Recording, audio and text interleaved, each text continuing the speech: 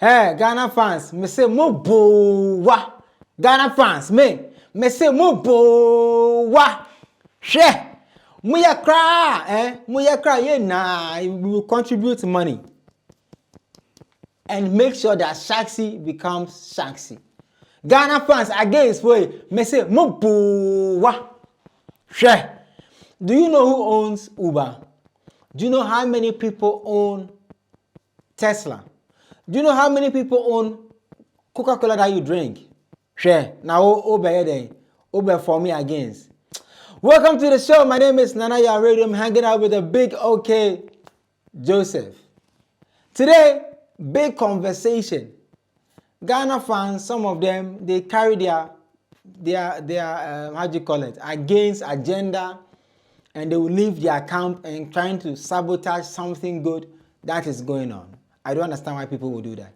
Also, after 16 years, Sarkodie decides to put his album, the Mache album, on all DSPs. We will look also into it. And what we'll try to also do is try to make sense of how Stonebwoy's song Pull Up was played during the Ghana versus Nigeria game, but Ghana still lost. I can't believe it. Welcome to the show again. We're hanging out with Big OK, and show brought to you by Kiosk Hub Africa. Kiosk Hub Africa is for young entrepreneurs, young people who are in business. This June 8th, the Muslim holiday is coming up. You have to make some sales. So all they are saying is join their trade tribe.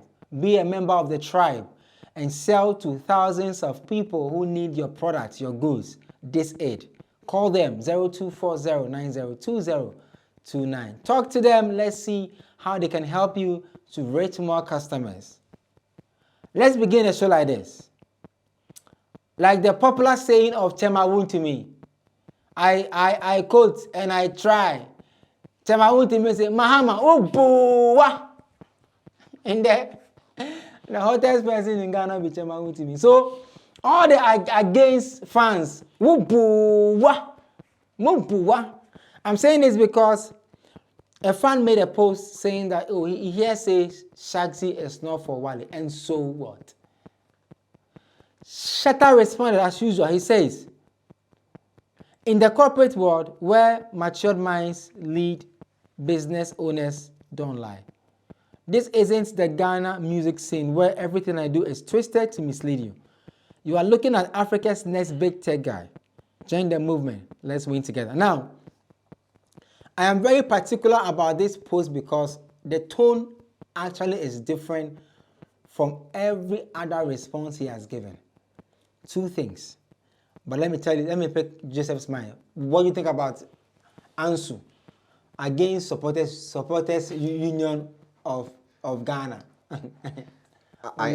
I think that the points the guy made was baseless because we know Shatta Wale owns Shaxi, and he has proven times without number to let us know that this is his business. He own Shaxi? And also, that is where I am coming to. Anytime there is a business, there are people we call shareholders.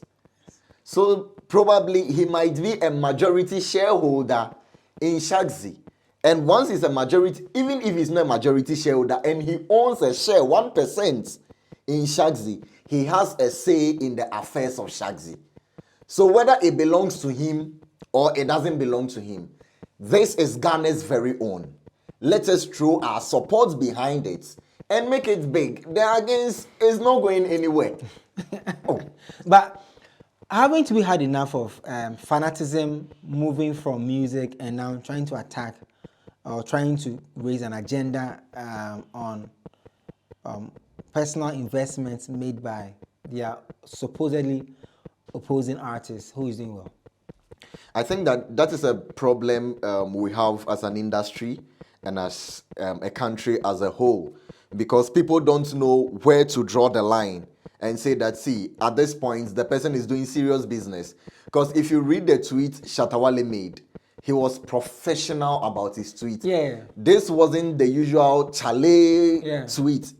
He meant business with what he was doing. So People are supposed to learn how to draw the line. This, let's do fanatism with it. This is serious business. We don't go there. But I don't know how people are not able to do that.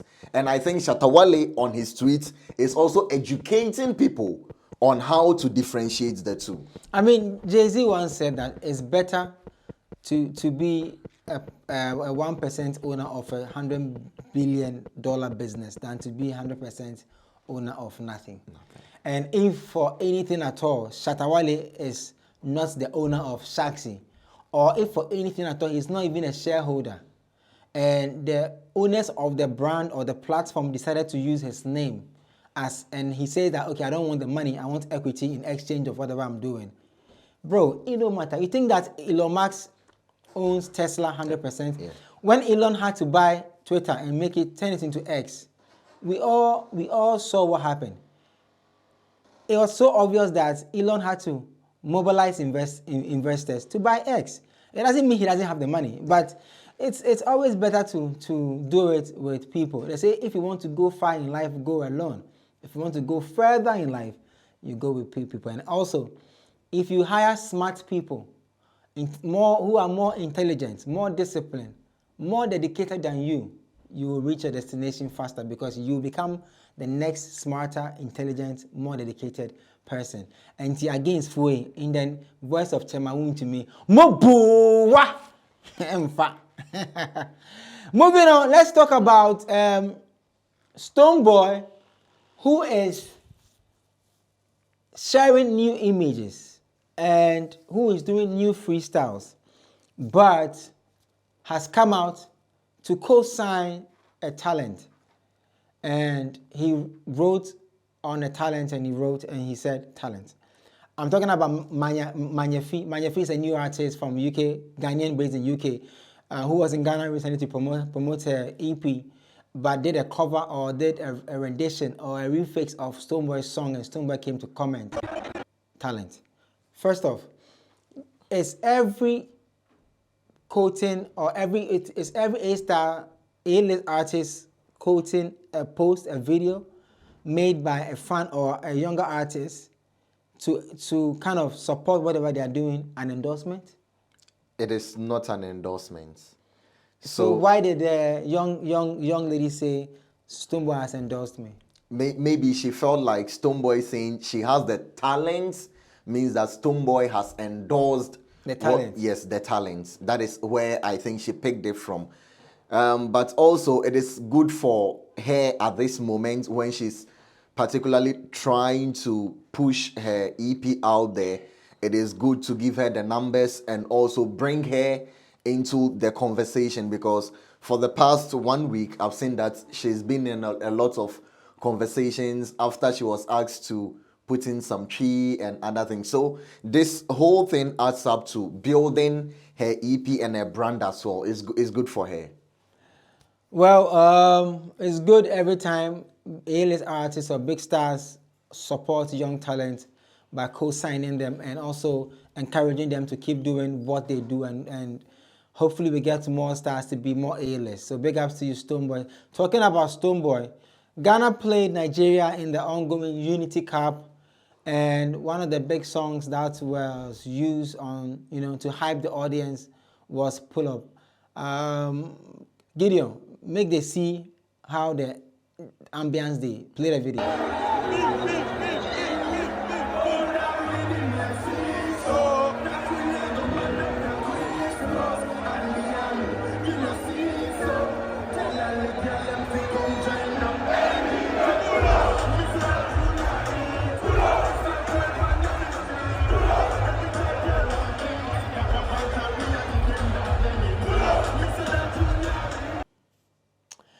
Well, the good news is that Stonebwoy is Ghanaian. Ghanaians in the UK, where the game was played, turn up. You can see the stadium was full to capacity. It tells me that if Ghana qualifies for the World Cup, you're not going to see me in this chair. Forget. We are all going. USA. We did come. But after that nice hype, Ghana lost the game. 2-1. And I'm asking myself, how can we pull up and lose a game? Black Stars. I don't understand. But let's look at the impact of songs used during big games like this. What's the impact for the artist? The impact is a reach to new audience, because some people might even be at the stadium who have not, maybe they are fans of Stonebwoy, but they might not have heard of that particular song. So once it plays, it gives them the feel that this song is nice, let me check it out.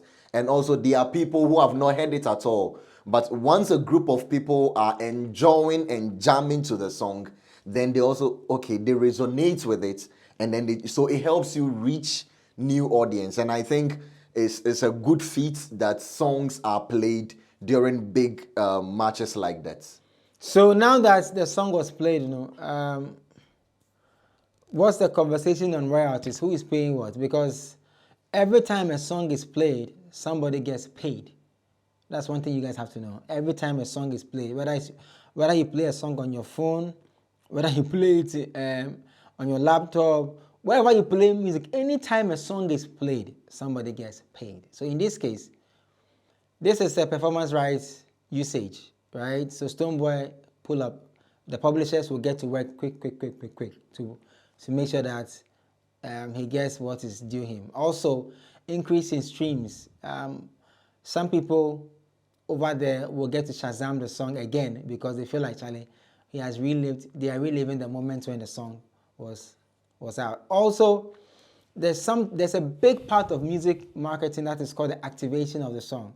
There are some songs that when it comes out, you're not really a fan of it, even though you love the artist.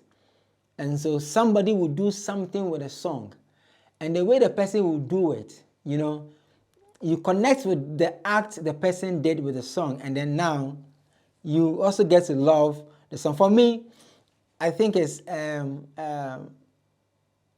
R2B's Plantain Chips. I didn't like the song.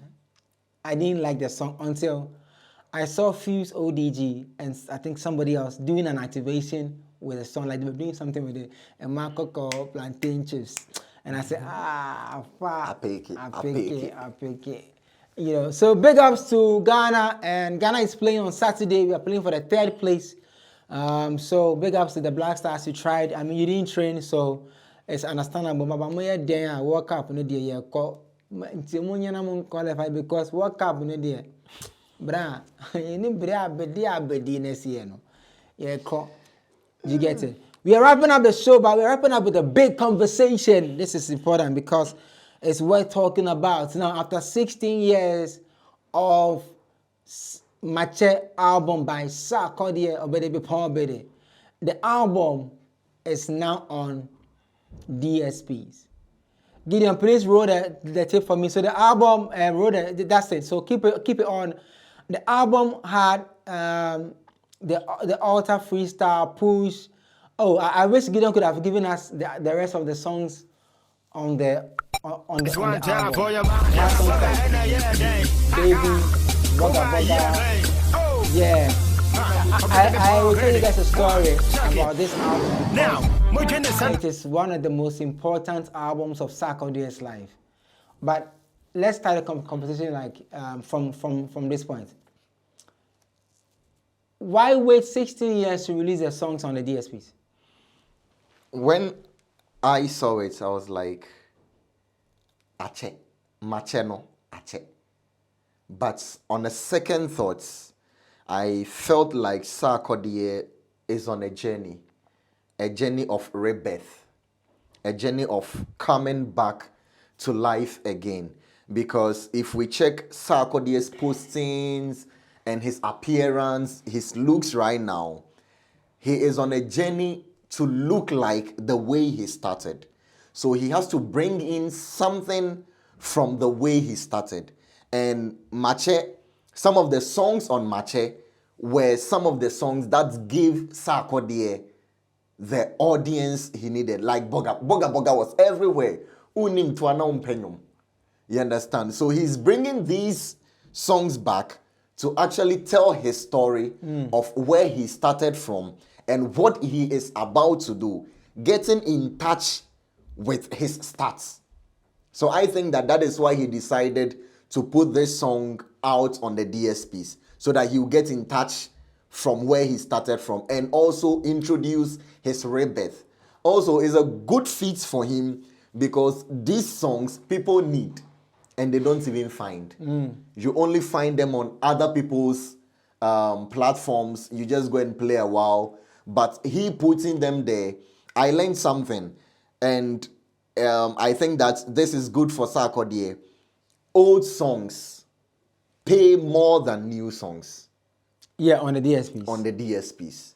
For sure. Yeah. So this is also a good time for him to release it.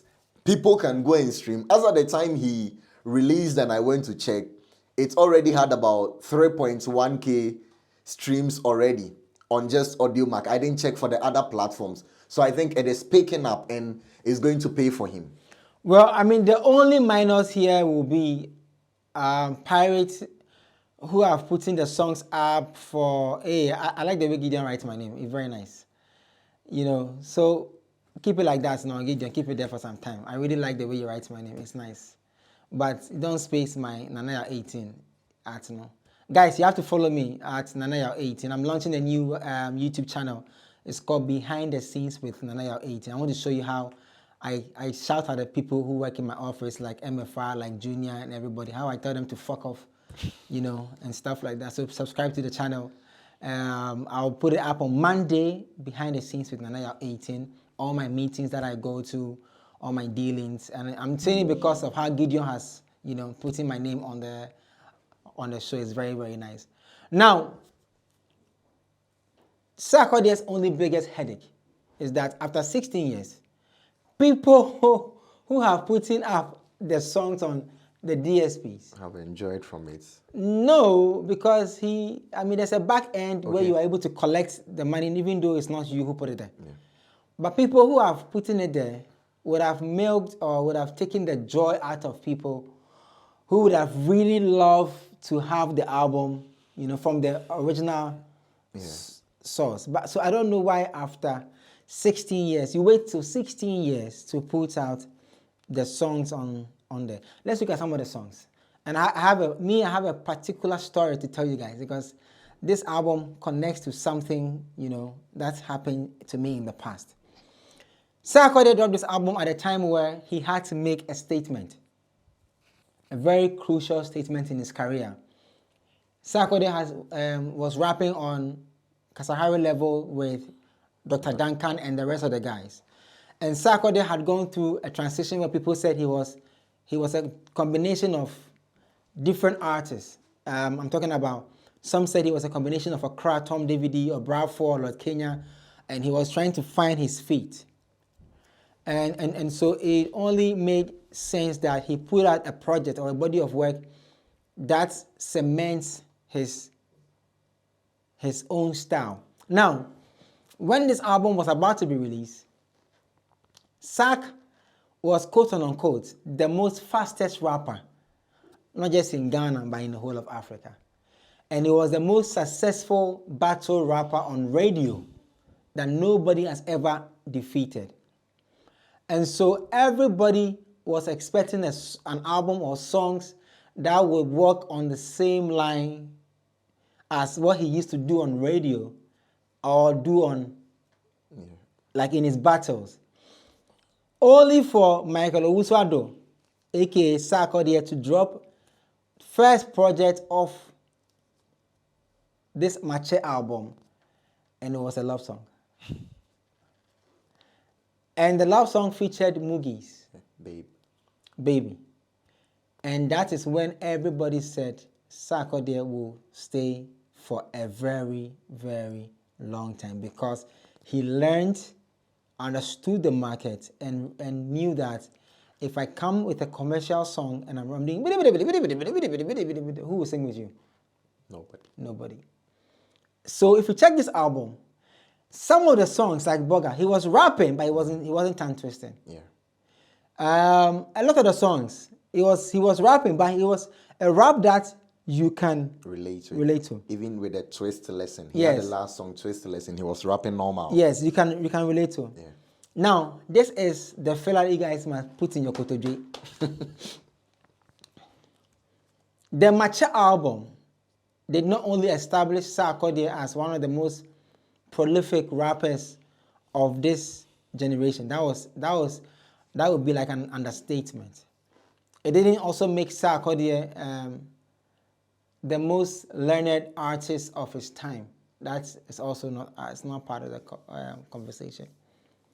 But the Mature album established Sarkodie to the level where people understood commercialization of music as a rapper, from being a battle rapper and still finding a midpoint of not losing yourself.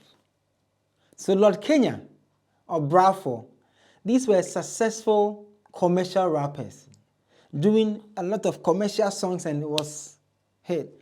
Alampine by JD, Monster. And Sarkodie came around the time where Kwakese, yeah, Kwao had brought in Accra, Tom DVD. Kwata was around.